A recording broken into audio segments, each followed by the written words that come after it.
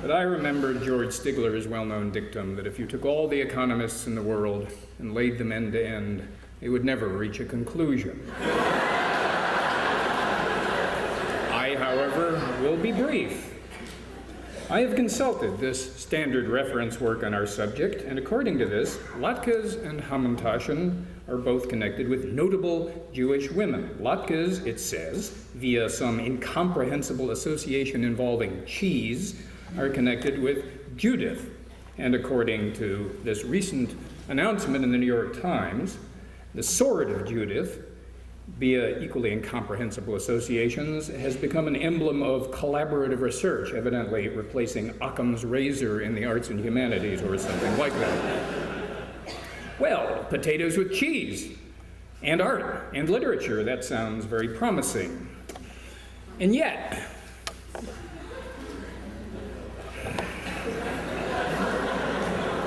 these images of collaboration with Holofernes, an Assyrian with a half-Persian name, give me, an Assyriologist who works on Persians, some pause. To be honest, I don't even know what disciplinarity is, although I think I can see some of it going on in this picture.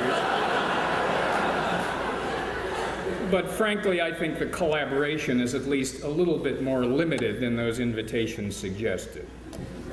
Well then, what about Hamantaschen? They are, of course, connected, as you know, with Queen Esther. Esther, of course, triumphed over the evil Persian vizier Haman, and so because Haman wore a three-cornered hat, these three-cornered cookies are named after Haman's taschen, his pockets, or perhaps his sleeves, or perhaps his ears. The logic needs a little work, but at least it's better than that business with the cheese. And anyhow, I'm happy to see that Esther's main argumentative instrument wasn't the sword, but the swoon. And what's more, she laid a better spread for her precinct workers than just wine and cheese. Now, don't get me wrong. For the sake of comedy, and just in case some of you all are planning to get apocryphal on my sorry butt, I'm prepared to stipulate that cut-up potatoes cooked in hot fat taste great. Gee, that's a tough call.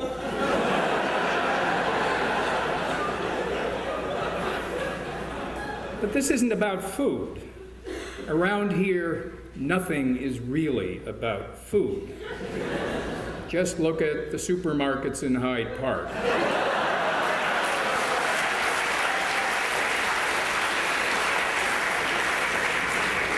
This is about civilization, the very identity of civilization. And I'm going to tell you, as Mr. Cohen said, the real story without fear or favor, because, as he said, I am a slave of the truth. But I'm sorry to tell you there's nothing funny about it. It's a story of conflict between East and West, the clash of civilizations, profound cultural misunderstandings, unanticipated consequences, catastrophic outcomes, and lost opportunities. Is any of this starting to sound familiar?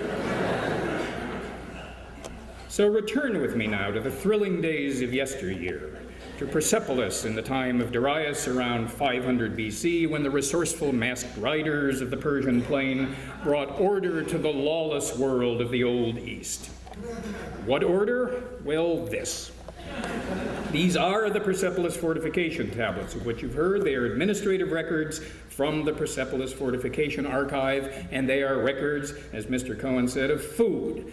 Food handed out and organized by an organization with 5 branches. One deals with grain and flour. One deals with fruit, say apples, apricots, plums, figs. One deals with livestock and poultry. That would include eggs. One deals with beer and wine. And one deals with all the people who get the food. Any cheese? Any potatoes? I don't think so. Now, as you can see, they're written in a bunch of different languages. They're written in Elamite, they're written in Aramaic, they're even written in Greek, and some of them just have pictures on them for some of you who are a little challenged when it comes to reading these languages. Now, notice what this Greek one is about that I put in the center here. It says oinos, wine, right? Reminding us of the famous verse of the great archaic Greek poet and hipster Archilochus. Beat my head out of shape, but leave me my grape, 'cause I can't get well without muscatel. And what are these Persians doing with all this food? Well, they're moving it around, and they're handing it out to, as Carl Sagan used to say, thousands and thousands of people. Everybody gets some food. Field hands and building tradesmen, plumbers and masons, everybody right down to the king's own family, including people like, well, yes, Esther. You think the Bible would make it up? So, flour, eggs, fruit. Is there a recipe behind this? Something you might call intelligent design? Do some of you seekers of deep structure need a hint? Did you notice the shape of these tablets? You can draw your own conclusions.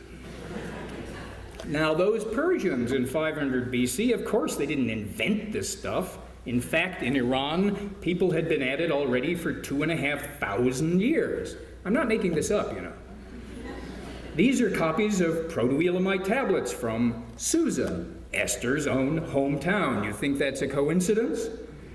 These are some of the earliest written records anywhere. They come from somewhere around 2900 BC, and they're not much later than the oldest Sumerian text. Now, what do you think all those triangular things with stuff inside them are supposed to signify?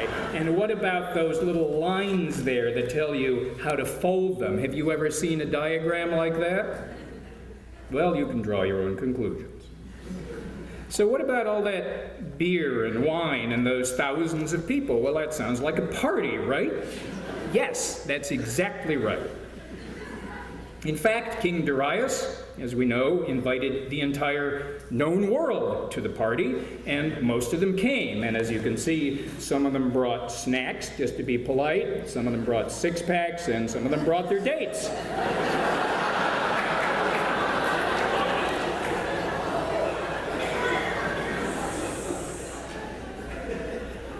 But don't knock it until you've tried it.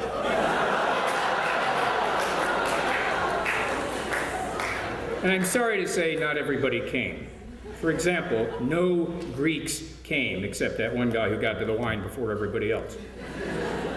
So Darius and his son, Xerxes, sent many invitations by many messengers, but the Greeks just threw them all in the well. The messengers, I mean, not the invitations. It's in Herodotus, I don't make this stuff up. So eventually Xerxes, a wise Oriental sage, figured that if the Greeks were just too dim to know what they were missing, and they wouldn't come to the party, then he'd bring the party to them. So he and 5.5 million of his closest friends walked on over there. Now Xerxes, that's the king that Esther called Ahasuerus, right? By the way, notice that it's Susa here. The party is in full swing too. Esther knew a good time. Now Esther, she called him Ahasuerus, and she probably wasn't the first and certainly wasn't the last woman to call her husband by the wrong name at an intimate moment. But we really can't blame her for getting her own husband's name a little mixed up, because in Persian, I'm not kidding here, his name was Shayarshia, which was why these people in Persepolis were so technologically advanced that they were also able to invent the sneeze guard at the salad bar. But if you don't think Ahasuerus is really all that much of an improvement over Shayarshia, I encourage you to think of him as Richard Egan. Stay with me on this, we'll be coming back to it. Now, 5.5 million unexpected guests might seem a little intimidating to the average host, but the Greeks really had no real reason to worry. As